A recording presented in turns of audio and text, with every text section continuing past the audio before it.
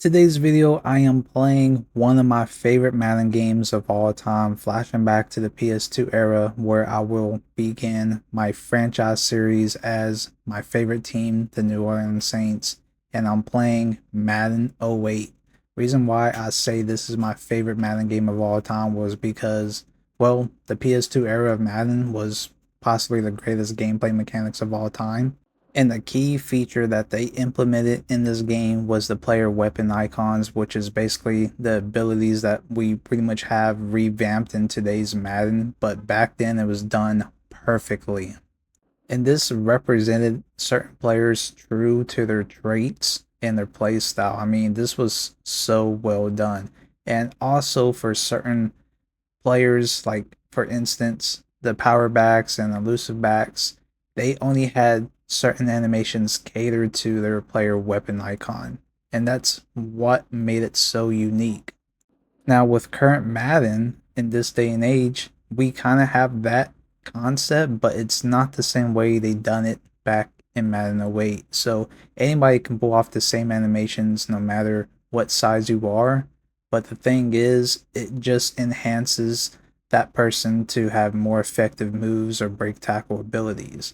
Back then, it was just separated per individual player based off their weapon icon. And that's the biggest difference is that these certain individuals only had a unique set of animation packages, or as well based off the ratings, it kind of enhanced them having like a huge factor. For instance, like big hitting safeties or linebackers will cause more forced fumbles if correctly done with a hit stick and timing. It was just so well introduced and done correctly in this game, and this is why this game is my favorite Madden game of all time.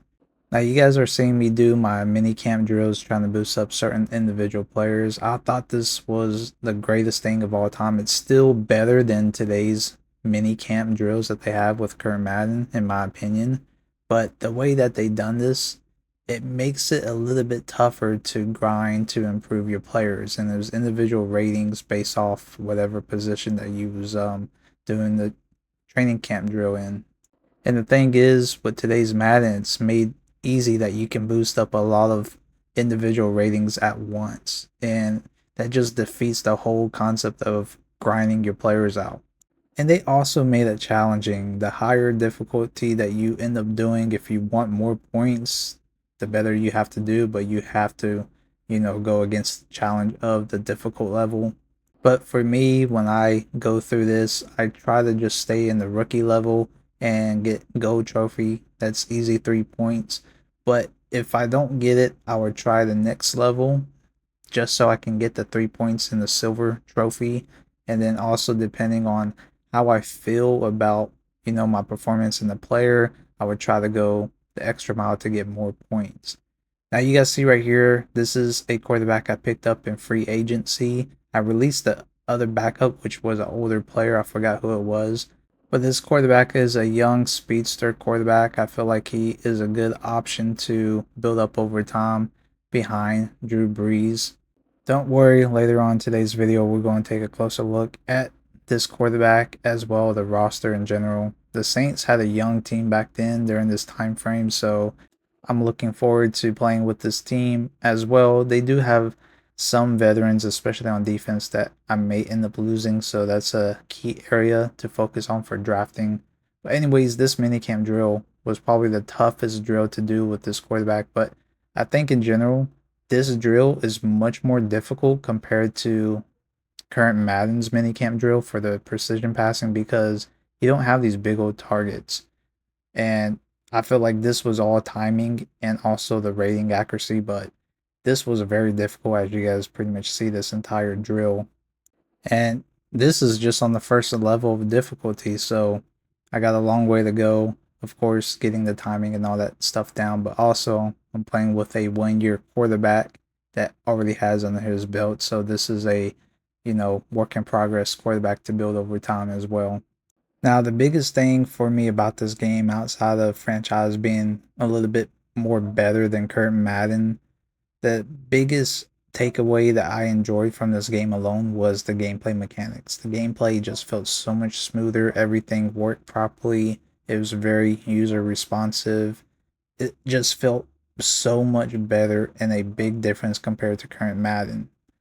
But a lot of people will complain about this game didn't really have too much presentation, which at this point in time, I could care less about the presentation because with current Madden, there's still a lot of issues with the presentation in general. But for me, my big focus in video games has always been gameplay mechanics.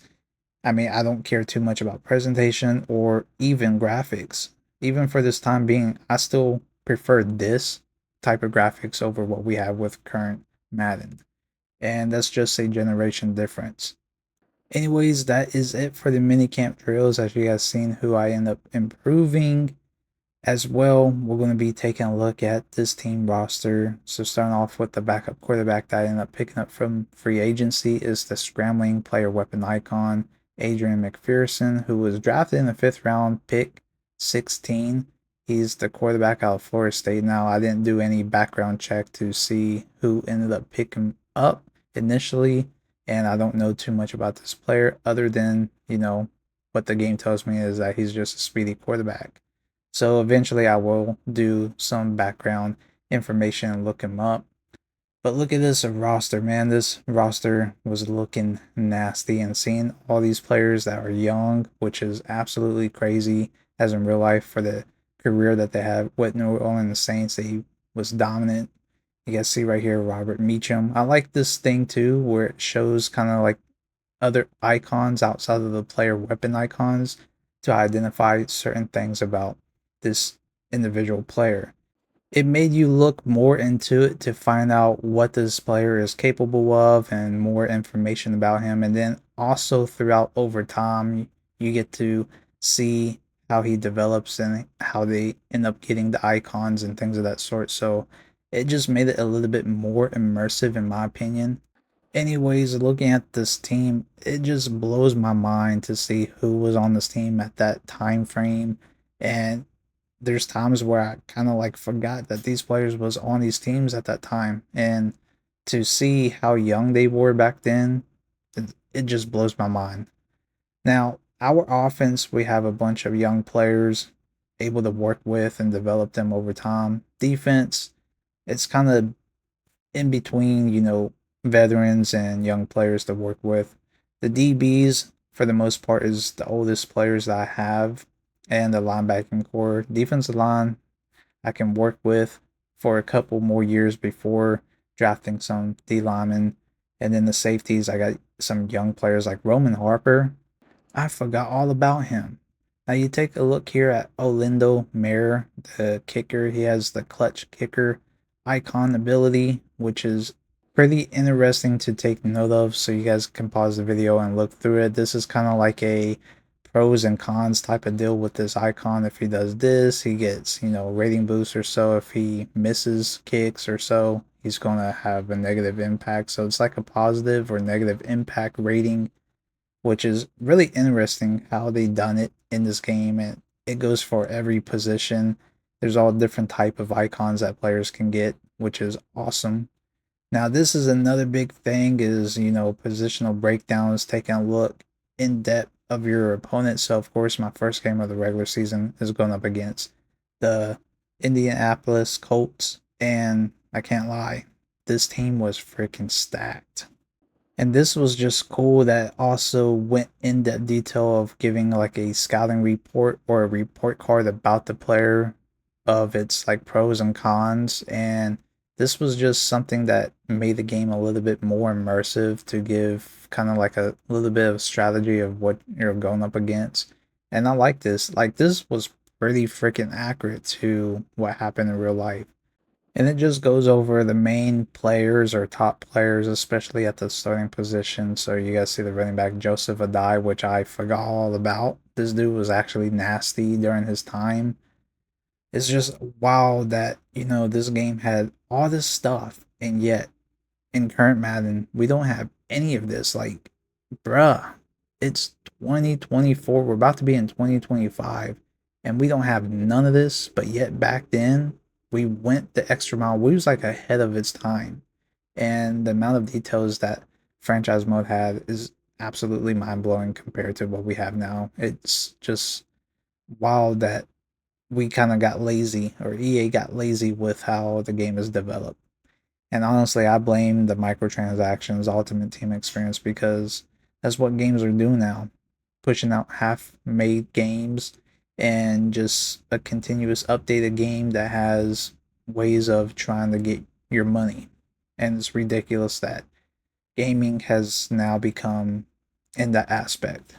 And it's very sad to see that, going back to these games is a better option to get quality made games and a better experience compared to what we have now. But yeah, take the time to pause the video, read through these because these are really interesting to read. And trust me, I read every single one. Now, another thing that EA has done very well in this game is kind of like 2K with all the player likeness and how players play true to themselves, where you guys are going to obviously see that in today's match highlights against the Colts, as Peyton Manning played like him real self. He's the only person in this game that does a lot of audibles, and that's what he done in real life. I mean, he was reading my defensive coverage, making adjustments, and my God, was he throwing some dimes. Now, he threw the ball a lot to, I believe, Anthony Gonzalez. That was the rookie receiver for the Colts. And that dude was killing my safety. You guys are going to see what happens. I ended up adjusting my depth chart, taking out the starting free safety that won the position battle in preseason, which I was kind of shocked because my initial safety is a high overall and he's a speedster. So you guys are going to see the other free safety getting burnt. So I had to make adjustment to that as well. He was just cooking my DBs up. Like he was throwing some insane window dime dots. Peyton Manning's a real deal. Now here's another thing, the weekly game plan. Now, of course, couldn't really do too much because there was no games played previously outside of the preseason games, as this is being the first regular season of the game. So there's going to be more in depth to this. But anyways, I'm going to let you guys enjoy the gameplay, and I'll see you guys at the end of the match highlights and give you guys my review thoughts on this amazing experience. Out of the field today. These are two of the most talented defenses in the league. Not only can these guys stop you from scoring, they can create scoring by themselves. Yeah, you're right. I wouldn't be surprised if this game turns on a big defensive play that generates points, like an interception return or a fumble recovery, something like that. Going deep. He's there for the catch. Case Lahorn is there for the tackle at the 18-yard line. Let's see what they can do in the red zone. Watch your eyes.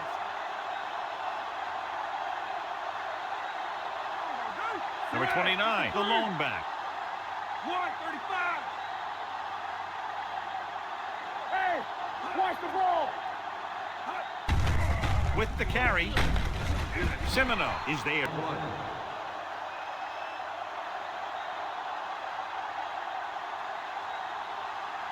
Adam Winter will try to put them ahead with his field goal.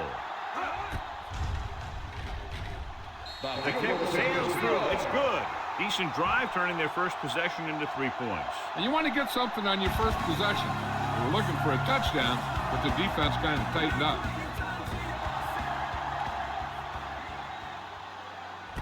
From the 1-yard line. 32.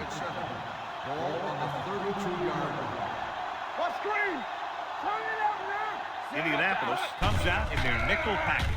With the throw, he finds his man. Emmons records the stop at the 36-yard line. 3rd down and 4 coming up on this one. Indianapolis lines up in a 4-3. They're blitzing, rolling right, gets the pass off, and it's complete. The Colts come out in a 4-3 with the throw, and this pass is completed. Number 41 is there on the stop at the 33. Remember to roll your quarterback out occasionally. Those big defensive linemen will get worn out chasing them around on the field. Nickelback in this time. Gets the call. Fakes the handoff. And he finds a wide open fullback. Big pop that time. Number 41 is getting up very slowly. It looks like he'll head toward the sideline, and we'll get you an injury report as quickly as possible. The backs are lined up in an I. Tosses it left. Number 42 is there for the tackle at the 4-yard line. Okay, try and pass this one in.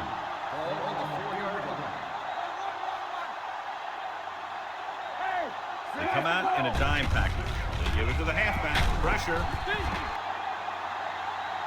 The Colts come out in a dime package. Drops back. Throwing. Right on the money. Touchdown. No costly penalty. Now they've got to see if they can keep this momentum that they have established going for the remainder of this game. Number 29, the lone back. Semino comes up to make the... Manning with a man in motion. Dash left. Go. Bring it up. Bring it up. Drops back with the pass. He hits his receiver, Thomas. And off to the tailback. Number 58 is there on the stop at the 49. Semino is getting up very slowly. It looks like he'll head toward the sideline. Let's go. The Saints come out in a 4-3. Here we come. One back. Brown. 35. Hey, let's go one deep. He'll pass on first down. Gets rid of it. Mike McKenzie picks it off. The 30, the 20, the 10. Runs through the tackle. And he crosses the goal line for the touchdown. He's ready to make the play. From the 3. New Orleans comes out in their nickel package. He gets there and pulls him down from behind. That's just a case of an overload where the defense had more guys rushing than the offense had blocking.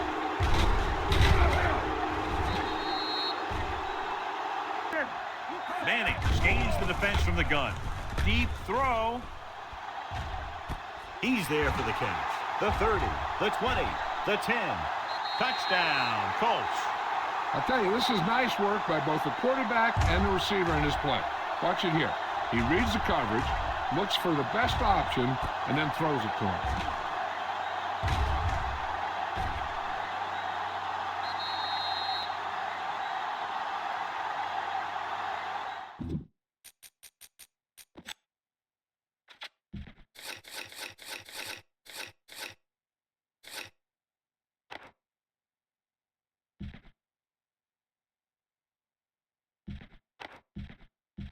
Appears to be over. Bullets comes in as his replacement at safety. Throws it. Morris is there on the stop. Open up front. Look for the hole, then send your man into the secondary. In regard to the injury, they have decided to keep him on the sideline at least for now, and his return appears to be doubtful. Bush is the deep back. Great fake off his back foot. Stiff arm to the ground. Mathis comes up to make the play. The Saints with a 4-man front gives this one a ride to the left. He has it. Midfield, the 40. The receiver with a lot of open room. The 20, the 10. Touchdown, Indianapolis. When you get this kind of execution, you got a great chance of making a big play. Watch it here as everyone takes care of their assignment. The pass is thrown where the receiver can make the best play in the ball, and it's 6 points.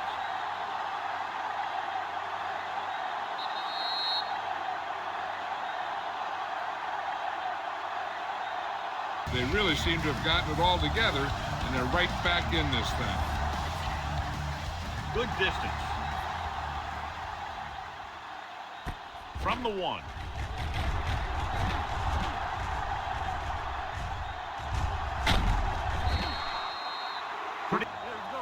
The Colts come out in a 4-3 with the carry. The 40, the 30, the 20, the 10.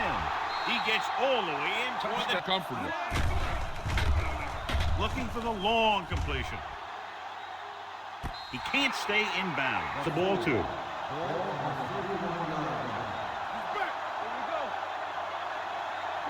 Manning out of the gun. Not today. Yeah, you see me. Throwing. The pass ball's incomplete. Come out in a nickel package. Here comes the blitz. Still free. Looking for something long. jumping and has it. Sanders gets rid of it. And this pass is completed. The 10, Bob Sanders, is the dime backs in for this play. With the counter play. Freeney is there. I pass it to one of your backs. Can he get there? Great fake. Gets rid of it. He's there. Touchdown, New Orleans. This is exactly how you execute the play pass. The quarterback does a great job of selling the run, and that frees the defense long enough for his receiver to get open in the end zone for the score. Across the goal line and a TD on the board. Pass play here on first down. Looking for the long completion. He made the catch. David is there on the stop at the 13. So after that nice catch and run, here's a look at his stats.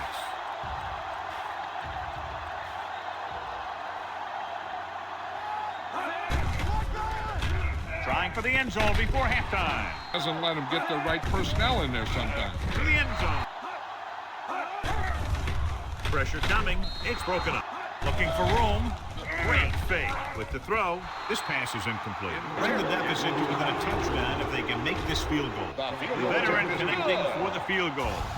Not every drive is going to get you a touchdown, so getting 3 was big. Now they got to go over what worked and what didn't, so the next drive will get him a TD.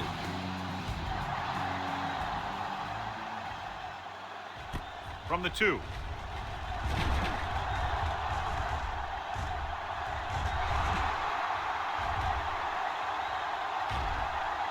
There he goes. And they're in. Touchdown. Dig themselves out of this hole. At the 23-yard line. First and 10. Clear! Clear! Only one man in the backfield. Stay at home. We're out. 53. It's showtime, baby. Gets the call. David is there. Looking to run it here. They'll go with a play fake. Gets rid of it. Jumps and he hits it. Kraft is there on the stop at the 40. Wayne makes another catch to put him over the 100 mark in the game. The Saints line up in a 4-3. What? 72.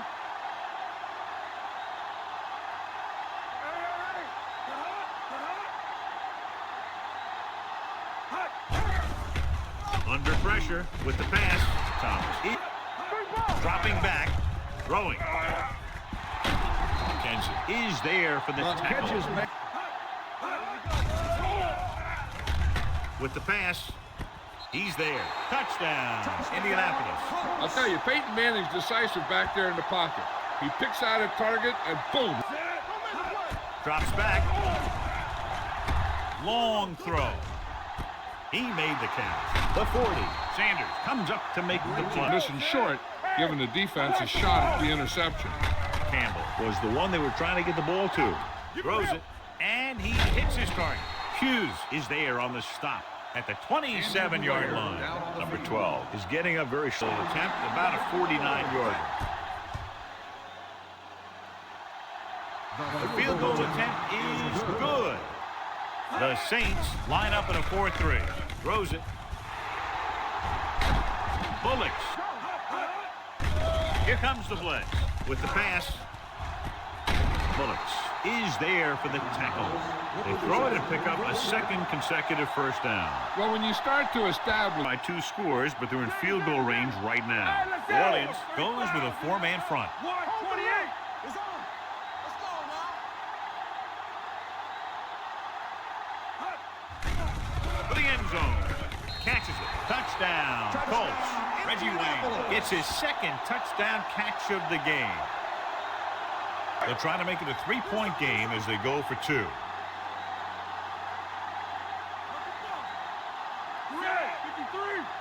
Ace, ace, ace, ace. Let's go. We're talking about bringing. From the start, from the start. Silver. 42, 35. You turn it up. Silver. 35. Yeah, on. Bring it. All day, baby. Come on. Ain't no thing. Rush in. Not today. With a counter play. The two-point conversion attempt fails. Adam Vinatieri is just about ready to kick this one away. Not a bad kick. They'll set up for the return. This one is taken by Lewis.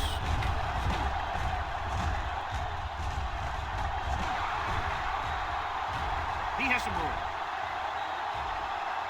And he'll take it all the way. Touchdown, Saints. Touchdown. When you have a guy who can return kicks like that, it gives you a huge advantage over your opponent. Dropping back to pass on first down. Brian Simmons has it. The 20. Simmons. Which they've had, usually translates into a win. Touchdown, Saints. So they designed that one for the quarterback, and he finds his way to the end zone. On the call, great fake. Under pressure, wrapped up and brought down. They're going to go with a no huddle. Manning sends a man in motion. Keep moving. They're coming with the blitz. With the throw, Rodney Poole passes. Let's go. Hands off to the tailback. Can't bring him down. The back breaks free. The 30, the 20, the 10, 5. Touchdown, Saints. What a tremendous run by the rookie. Man, his motor was going on that run, wasn't it? He displayed some pure athletic ability. Gets rid of it. He goes up and grabs it. Pressure, throws it. Interception. Not much of a contest. One team pouring it on for a big margin of victory.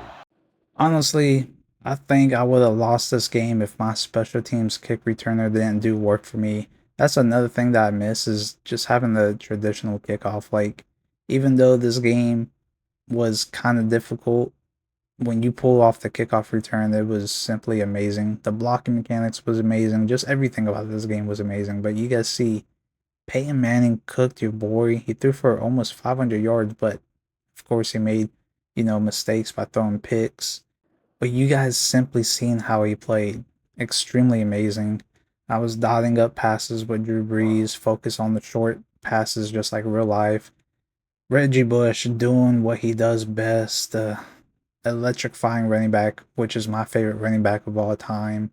And then Reggie Wayne was killing us, the hands receiver that's on their team.